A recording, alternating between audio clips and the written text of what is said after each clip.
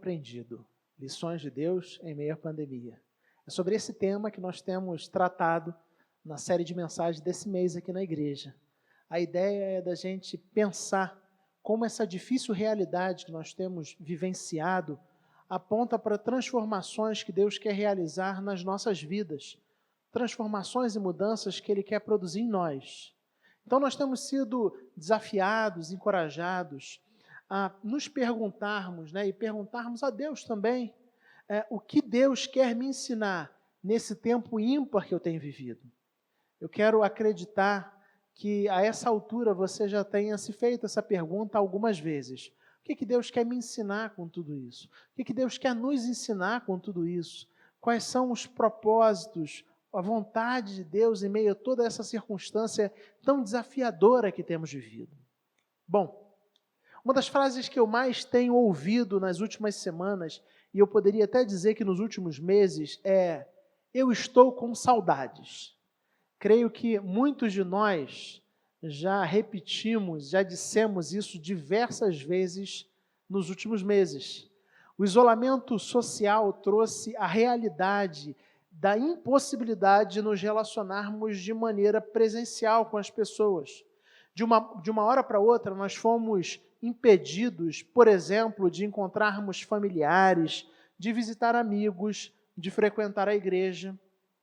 Todas essas práticas se tornaram práticas proibidas por decreto, fazendo com que frases como "eu estou com saudade" ganhassem um colorido todo diferente nas nossas conversas, porque parece que a gente está reaprendendo a sentir saudade. A realidade do isolamento, do distanciamento tem trazido esse novo sentimento, se assim a gente pode dizer para a gente. Contudo, se a gente for bem honesto, nós seremos obrigados a admitir que, em meio à correria e os afazeres cotidianos, estudos, compromissos da vida profissional, compras, tarefas domésticas, engarrafamentos, obras e coisas do tipo, muitas e muitas vezes eu e você já negligenciamos relacionamentos. Quantas foram talvez as ocasiões onde nós negligenciamos os encontros presenciais, onde nós abrimos mão, por exemplo, de ir numa festa de família porque estávamos ocupados demais. Ou quantas vezes nós prometemos de maneira repetida, que iríamos fazer uma visita para aquele amigo e a gente fala assim: não, vamos marcar, E sabe esse vamos marcar que a gente fica falando? Vamos marcar, e passam-se semanas, passam-se meses, às vezes passam-se anos, e a gente não marca, a gente não se encontra, porque tudo isso parece ficar apenas na promessa. Quantas vezes e quantas atividades da nossa igreja nós já não abrimos mão de participar simplesmente porque estávamos indispostos? Eu estou meio indisposto, hoje eu não vou participar, ou por qualquer outro motivo igualmente banal. Se a gente for bem sincero, a gente vai perceber que, embora estejamos agora reclamando e dizendo: olha, é muito difícil ficar longe das pessoas, o isolamento tem trazido um tempo muito complexo, a vida que levávamos antes desse período de pandemia, com suas agitações, com seu corre-corre, com seus desafios, fazia com que a gente muitas vezes negligenciasse os nossos relacionamentos, negligenciasse o contato com as pessoas, negligenciasse atividades de famílias, encontros com famílias, negligenciasse o encontro com os irmãos da igreja, encontro com os amigos. O tema da nossa reflexão de hoje é: eu tenho aprendido como os relacionamentos são importantes. Eu tenho aprendido como os relacionamentos são importantes. E o texto que servirá de base para a nossa reflexão pode ser encontrado em 1 João, capítulo 7, 1 João, capítulo 4, versículos de 7 a 12. 1 João 4, de 7 a 12. Mas antes de fazer a leitura do texto, eu quero mais uma vez orar com você, pedindo a direção de Deus para esse instante. Vamos fechar os nossos olhos? Deus bondoso, nós louvamos o Teu nome Tu és um Deus rico em graça e misericórdia. E nesse instante, Senhor, onde abrimos a Tua palavra com a expectativa e desejo de ouvirmos a Tua voz, nós te pedimos, Pai, a iluminação do Teu Santo Espírito. Que o Teu Espírito Santo mostre, revele a nós a Tua vontade, o Teu querer para a vida de cada um de nós nesse dia. Te pedimos, Senhor Deus, que as nossas mentes e corações estejam completamente voltadas para Ti e sensíveis àquilo que o Senhor tem para nós. Nos ilumina, nos abençoe, nos guarda em nome de Jesus. Amém. 1 João, capítulo 4, versículos de 7 a 12, onde nós lemos assim na palavra do Senhor. Amados, amemo-nos uns aos outros, pois o amor procede de Deus. Aquele que ama é nascido de Deus e conhece a Deus. Quem não ama não conhece a Deus, porque Deus é amor. Foi assim que Deus manifestou o seu amor entre nós. Enviou o seu Filho unigênito ao mundo para que pudéssemos viver por meio dele. Nisto consiste o amor, não em que nós tenhamos amado a Deus, mas em que ele nos amou e enviou o seu Filho como propiciação pelos nossos pecados. Amados, visto que Deus assim nos amou, nós também devemos amar-nos uns aos outros. Ninguém jamais viu a Deus. Se nos amarmos uns aos outros, Deus permanece em nós e o seu amor está aperfeiçoado em nós. Amém.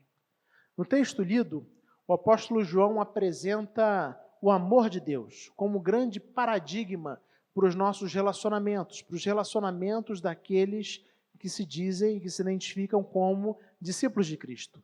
O amor de Deus é, então, o grande padrão. Essa é a ideia colocada e trabalhada pelo apóstolo João no texto que nós lemos. Já no versículo 7, João nos diz que nós devemos amar uns aos outros e aponta, na continuação da frase, para a motivação. A motivação para a gente viver dessa maneira é apontada logo em seguida, quando ele diz que Deus é apresentado como fonte de todo amor. Vamos ver o que diz o versículo 7. Amados, amemo-nos uns aos outros. E aí perceba a razão, o motivo. Pois o amor procede de Deus. Aquele que ama é nascido de Deus e conhece a Deus.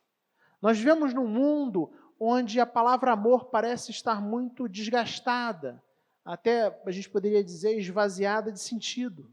Tão cantada nas músicas e poesias, para alguns ela se tornou apenas uma espécie de discurso completamente desconectada da prática, desconectada de implicações reais e implicações práticas. Para outros, por outro lado, o amor se resume a ações solidárias, a ajudas humanitárias. O fato é que, quando a gente lê o que João está dizendo aqui, a gente percebe que o que ele está querendo dizer é algo um pouco mais profundo. Quando ele coloca Deus como a fonte de todo amor. E quando ele diz que aquele que ama é nascido de Deus e conhece a Deus, já dá a entender para a gente que ele está trabalhando com algo maior e mais profundo. Utilizando as palavras do comentário Esperança sobre esse texto, ele diz que esse amor trata-se de um modo de existência totalmente novo, que se origina a partir de Deus e possui a natureza do próprio Deus. Então, João conclui essa ideia exatamente no versículo seguinte, no versículo 8, quando ele diz assim: quem não ama não conhece a Deus, porque Deus é amor. Notem que o amor não é uma qualidade que Deus possui, mas algo que faz parte da sua natureza, de quem Ele é. Deus é amor. E aí, se a gente entende que o homem foi criado à imagem e semelhança de um Deus, que é amor, a gente vai perceber que a humanidade foi criada por Deus, criada pelo Senhor com essa capacidade de amar. Contudo, a Bíblia nos fala que nós nos rebelamos contra Deus. Com a entrada do pecado no mundo, a gente perdeu essa capacidade de amar verdadeiramente.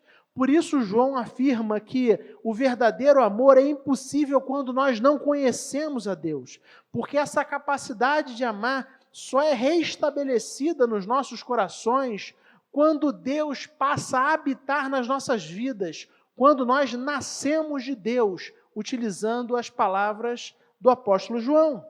Então, o primeiro aspecto que eu quero destacar com vocês, e para mim esse é o aspecto central desse texto, desse pedaço de texto que nós lemos, é que os relacionamentos são importantes porque eu e você fomos planejados, fomos criados por Deus para amar os outros, assim como Ele ama.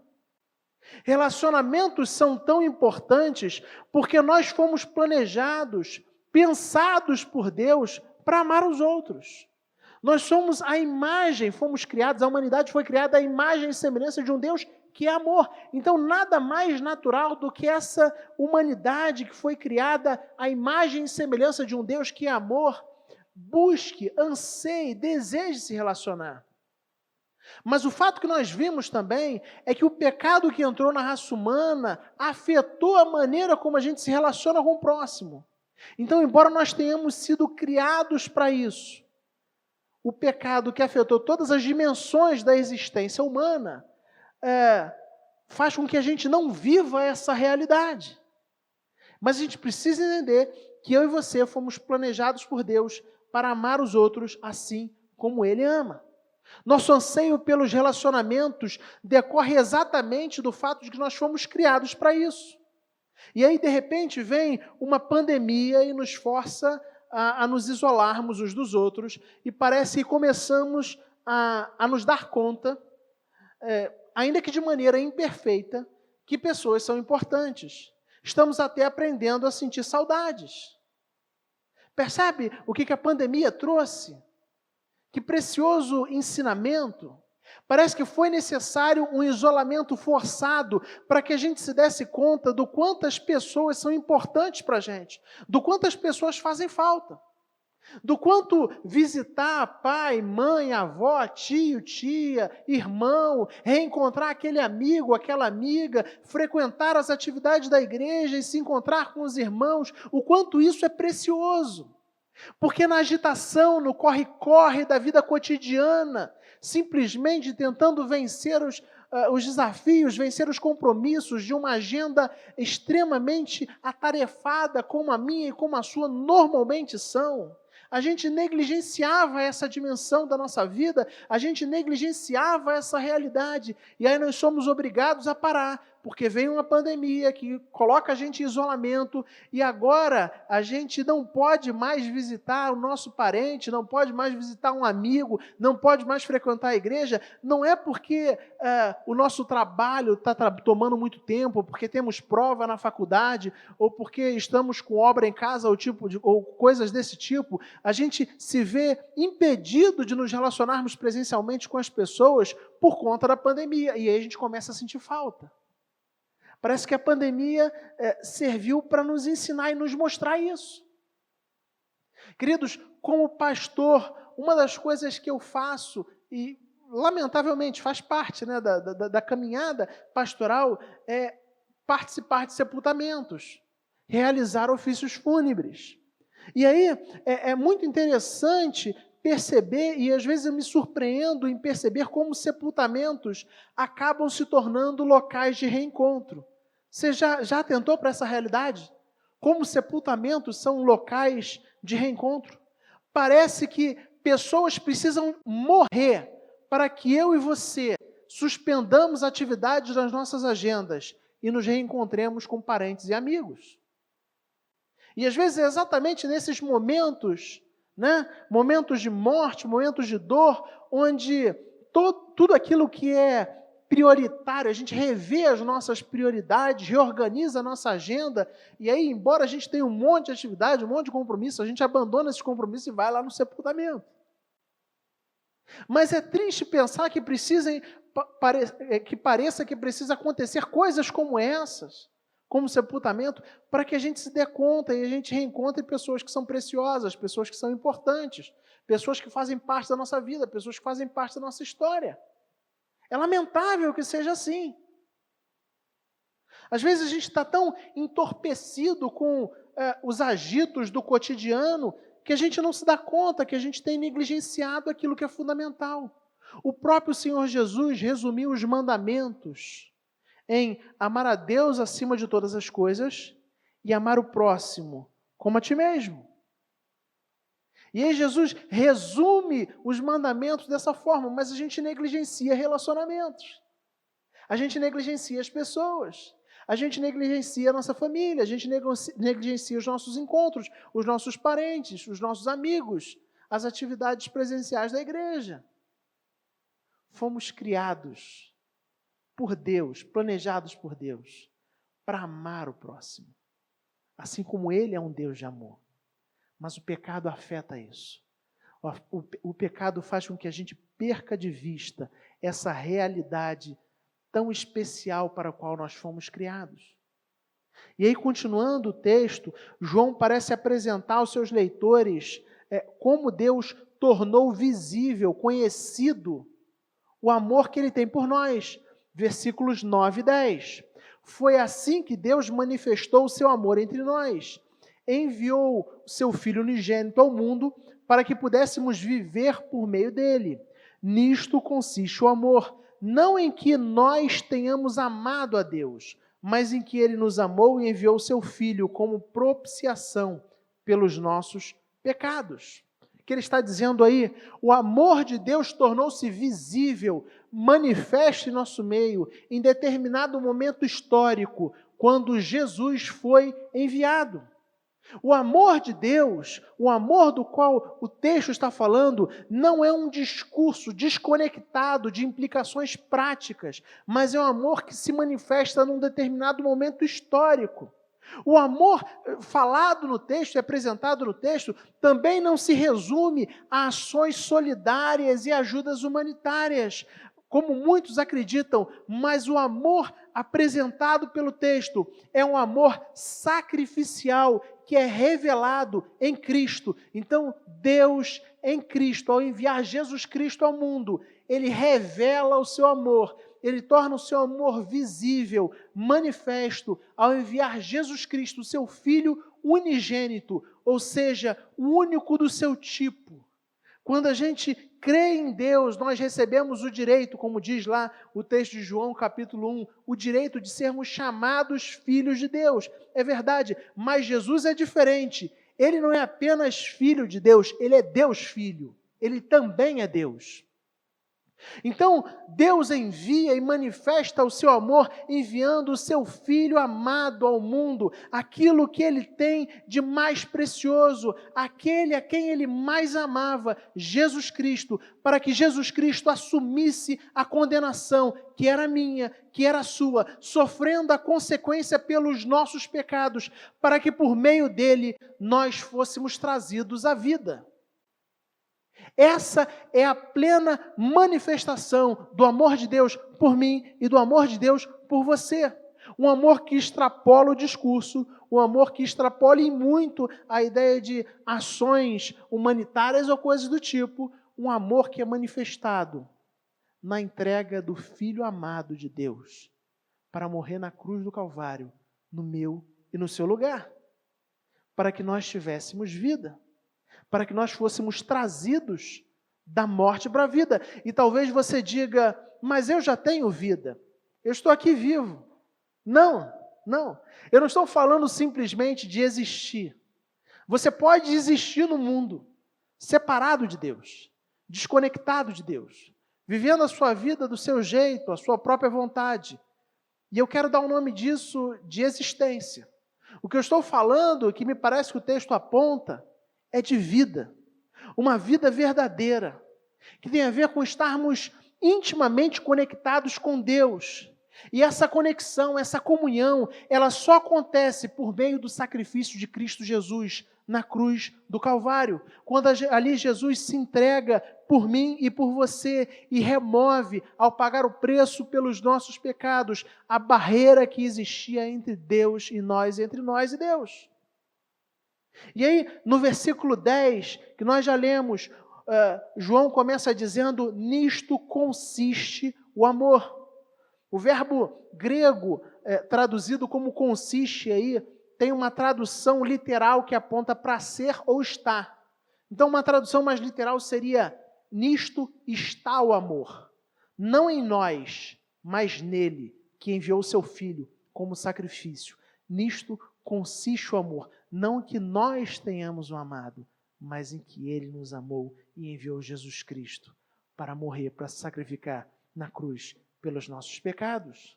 Não somos nós que amamos a Deus, não somos nós que cumprimos o grande mandamento de amar a Deus acima de todas as coisas. O amor humano é sempre uma resposta, uma consequência do gracioso amor divino. Essa é a dinâmica apresentada no versículo 10.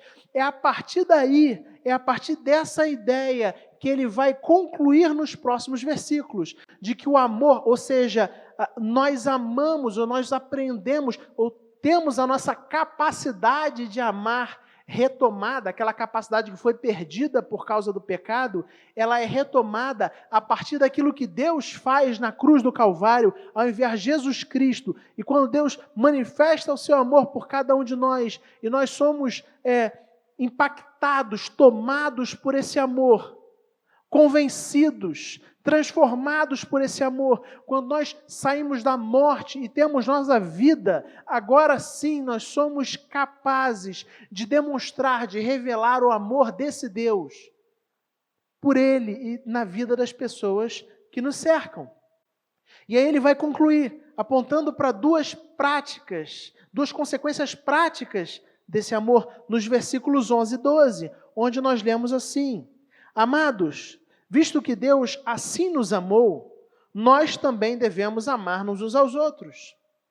Ninguém jamais viu a Deus. Se nos amarmos uns aos outros, Deus permanece em nós e o seu amor é aperfeiçoado em nós. Então perceba, a conclusão do apóstolo é de que aqueles que nasceram de Deus, que conhecem o seu amor, devem agora refletir o seu amor nos relacionamentos.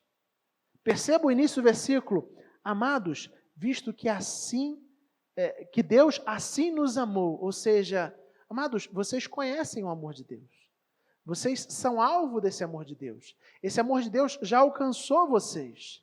E como consequência disso, como desdobramento disso, agora nós devemos também amar-nos uns aos outros. Ou seja, nós somos desafiados, somos encorajados a refletir o amor de Deus nos nossos relacionamentos, a vivenciar essa realidade, a realidade do amor, a realidade de pessoas que se importam. E eu acho muito interessante porque o amor de Deus é um amor extremamente prático. Deus não apenas diz que nos ama e ficou lá nos céus parado, nos olhando, mas Ele diz que nos ama e Ele encarna em Cristo Jesus. Ele vem ao mundo através de Cristo Jesus e traduz o seu amor de maneira concreta. E eu e você somos desafiados também a vivenciar esse amor e a refletir esse amor através de atitudes concretas na vida das pessoas que nos cercam. Talvez a atitude mais básica, mais simples, é começar a entender e a realmente valorizar relacionamentos. Quantas vezes a gente tem falado: estou com saudades de você, nesse tempo de pandemia, de pessoas que por semanas, meses, anos, a gente teve a oportunidade de encontrar, teve a oportunidade de sentar para tomar um café, de fazer uma visita, de estar junto, e nós negligenciamos, porque estávamos correndo atrás de outras prioridades. Eu e você somos chamados a refletir o amor de Deus na vida das pessoas. Um Deus que se importa. Um Deus que não fica no céu indiferente, mas um Deus que vem ao mundo, se faz homem em Cristo Jesus e se entrega na cruz, no nosso lugar. Nós somos chamados e encorajados pelo Senhor a refletirmos esse amor. Aqueles que conhecem o amor de Deus devem agora refletir o amor nos seus relacionamentos. Quando a gente se percebe como alvo do amor gracioso de Deus, nós começamos a transbordar desse amor na vida das pessoas que nos cercam. quem experimenta o amor de Deus não pode viver de outra forma, senão, de outra maneira, senão, amando. É isso que o texto está falando. O amor de Deus é o paradigma. Se você foi alcançado por esse amor e se você tem experimentado esse amor na sua vida, naturalmente, não tem como você não refletir esse amor na vida das pessoas que estão à sua volta, na vida das pessoas que se relacionam com você. Mas, na continuação, a segunda implicação que eu acho bem interessante, apontada pelo texto, é quando ele diz: ninguém jamais viu a Deus. Deus é Espírito. E aí ele continua dizendo, se nos amarmos uns aos outros, Deus permanece em nós, como quem aponta para o fato de que Deus é conhecido pelas pessoas através da nossa capacidade de amar. Através da nossa capacidade de demonstrar de maneira prática o amor e o cuidado na vida dessas pessoas. Se nos amarmos uns aos outros, Deus permanece em nós e o seu amor está aperfeiçoado em nós. A gente tem vivido um tempo extremamente desafiador e eu sempre gosto de dizer isso para a igreja. A gente tem vivido um tempo onde as pessoas estão carentes, as pessoas se sentem solitárias e às vezes a gente ora, né? Quantas vezes, né, a gente está conhecendo pessoas que estão perdendo parentes e pessoas queridas. E às vezes a gente ora pedindo assim: Senhor, traz conforto, traz consolo. E é claro que Deus age por meio do seu Espírito, mas entenda uma coisa. Grande parte da manifestação palpável do amor de Deus na vida das pessoas, no mundo em que nós vivemos, é através daqueles que foram alcançados pelo amor de Deus. Você ora para que o seu vizinho que perdeu um parente seja consolado por Deus? Você faz essa oração? A pergunta que é desdobramento dessa é: você tem sido o amor de Deus na vida dessa pessoa? Essa é a pergunta. Você tem demonstrado o quanto essa pessoa é importante? Tem procurado, tem passado tempo junto, tem sido ombro amigo, tem ligado, insistido. Essa é a dimensão.